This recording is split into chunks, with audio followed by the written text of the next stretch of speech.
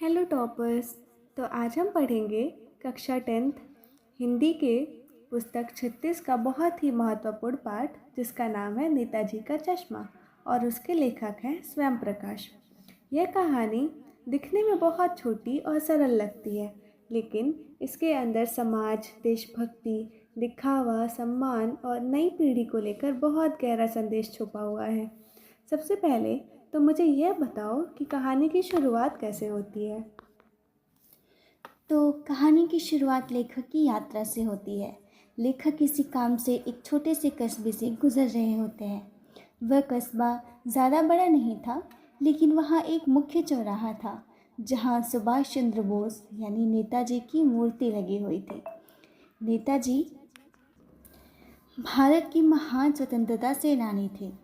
वे बचपन से ही साहसी, अनुशासित और देशभक्त थे।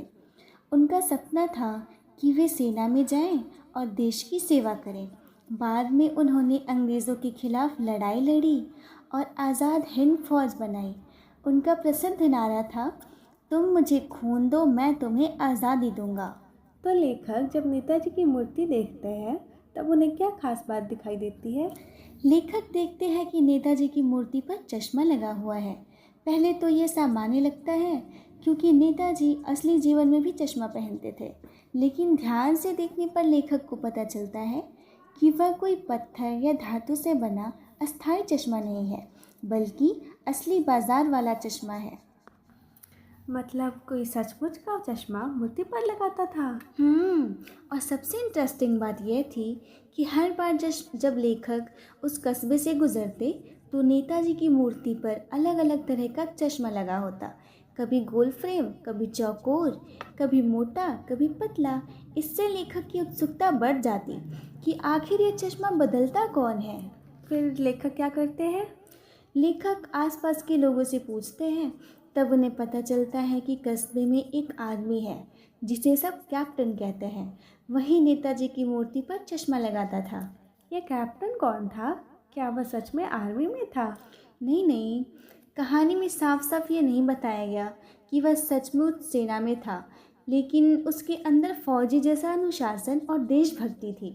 ऐसा लगता था कि शायद उसका सपना सेना में जाने का रहा होगा या नेताजी और सैनिक जीवन से बहुत प्रभावित था। इसी वजह से लोग उसे कैप्टन कहकर बुलाते थे। तो वह करता क्या था? वह एक साधारण सा चश्मे बेचने वाला दुकानदार था। उसकी छोटी सी ऑप्टिकल दुकान थी, लेकिन उसके मन में नेताजी के लिए बहुत सम्मान था। अगर मूर्ति का चश्मा टूट जाता या गायब हो जाता तो वह अपनी दुकान से दूसरा चश्मा निकालकर मूर्ति पर लगा देता था। तो क्या वह यह काम पैसे लेकर करता था? नहीं, वह यह काम बिल्कुल निस्वार्थ भाव से करता था। उससे इससे कोई फायदा नहीं मिलता था। वह सिर्फ अपने मन से नेताजी का सम्मान करता था। बाकी कस्बे के लोग कैसे थे? ऊपर से देखने पर तो लगता था कि सब नेताजी का सम्मान करते हैं। चौराहे पर उनकी मूर्ति लगी थी, राष्ट्रीय पर्वों पर भाषण होते थे, लोग देशभक्ति की बातें भी करते थे, लेकिन वास्तव में किसी को यह चिंता नहीं थी कि नेताजी की मूर्ति पर चश्मा है या नहीं। सिर्फ कैप्टन ही था जिसे यह बात दिल से महसूस होती थी। मतलब बाकी लोग सिर्फ दिखावा करते थे। हाँ, यही तो इस कहानी का सबसे बड़ा व्यंग्य है। लोग बड़े बड़े शब्द बोलते हैं लेकिन असली जिम्मेदारी नहीं निभाते, जबकि कैप्टन चुपचाप अपना काम करता रहता था।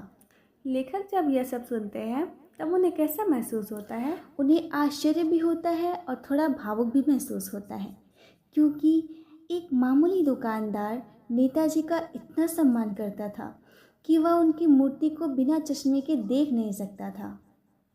फिर आगे की कहानी में क्या होता है? कुछ समय बाद लेखक फिर उसी कस्बे से गुजरते हैं। जब उन्हें आदत हो गई थी कि नेताजी की मूर्ति पर नया चश्मा देखने को मिलेगा, लेकिन इस बार वे देखते हैं कि मूर्ति पर चश्मा ही नहीं है। तो लेखक क्या करते हैं? वे आसपास के लोगों से पूछते हैं कि आज नेताजी का चश्मा कहाँ गया। तब उन्हें पता चलता है कि कैप्टन की मृत्यु हो चुकी है। ओह, यानी कैप्टन के मरने के बाद किसी ने नेताजी की मूर्ति पर ध्यान नहीं रखा। हाँ, और यही कहानी का सबसे भावुक मोड़ है। इससे लेखक समझ जाते हैं कि पूरे कस्बे में सिर्फ कैप्टन ही एक इंसान था जो नेताजी का सच्चा सम्मान करता था। लेकिन कहानी यही ख़त्म नहीं होती है ना? नहीं, इसके बाद कहानी में सबसे सुंदर और उम्मीद से भरा दृश्य आता है। क्या होता है आगे? एक दिन लेखक फिर उस कस्बे से गुजरते हैं। वे आदत के अनुसार नेताजी की मूर्ति की तरफ देखते हैं। इस पर वे हैरान रह जाते हैं क्योंकि मूर्ति पर फिर से चश्मा लगा हुआ था। लेकिन कैप्टन तो मर चुका था। हाँ, लेकिन लेखक ध्यान से देखते हैं तो पता चलता है कि वह कोई असली बाजार वाला चश्मा नहीं था। वह सरकंडे से बना हुआ छोटा सा देशी चश्मा था। मतलब बच्चों ने बनाया था क्या? बिल्कुल, कस्बे के छोटे बच्चों ने सरकंडे से चश्मा बनाकर नेताजी की मूर्ति पर लगा दिया था। यह दृश्य इतना महत्वपूर्ण क्यों है? क्योंकि यही कहानी का सबसे सुंदर और आशावादी हिस्सा है। लेखक को लगता है कि शायद समाज पूरी तरह खत्म नहीं हुआ। बच्चों के अंदर अभी भी सच्ची भावना और सम्मान बाकी है। मतलब बच्चों के बिना किसी स्वार्थ के वही काम किया मतलब बच्चों ने बिना किसी स्वार्थ के वही काम किया जो पहले कैप्टन करता था। हाँ, बच्चों ने शायद कैप्टन को देखकर सीखा था कि नेताजी की मूर्ति बिना चश्मे के अधूरी लगती है, इसलिए उन्होंने अपने तरीके से चश्मा बनाकर लगा दिया। सरकंडे के चश्मे का सिंबॉलिक मीनिंग क्या है? यह बहुत महत्वपूर्ण है। असली बाजार वाला चश्मा महंगा था, लेकिन बच्चों ने साधारण सरकंडे से चश्मा बनाकर यह साबित कर दिया कि सम्मान पैसे से नहीं, भावना से होती है। कहानी में चश्मा आखिर किस चीज़ का प्रतीक है? चश्मा यहाँ नेताजी की दृष्टि, सोच, आदर्श और देश प्रेम का प्रतीक है। जब चश्मा गायब हो जाता है तब लगता है कि सोसाइटी ने नेताजी के आदर्शों को भुला दिया है, लेकिन जब बच्चे सरकंडे का चश्मा लगाते हैं तो उम्मीद पैदा होती है कि नई पीढ़ी अभी भी उन आदर्शों को बचा कर रख सकती है। अगर इस कहानी की सबसे बड़ी सीख बतानी हो तो वह क्या होगी? इस कहानी की सबसे बड़ी सीख ये कह सकते हैं कि सच्ची देशभक्ति दिखावे में नहीं, कर्मों में होती है। महान लोगों का सम्मान सिर्फ मूर्तियां लगाकर नहीं, उनके विचार अपनाकर करना चाहिए।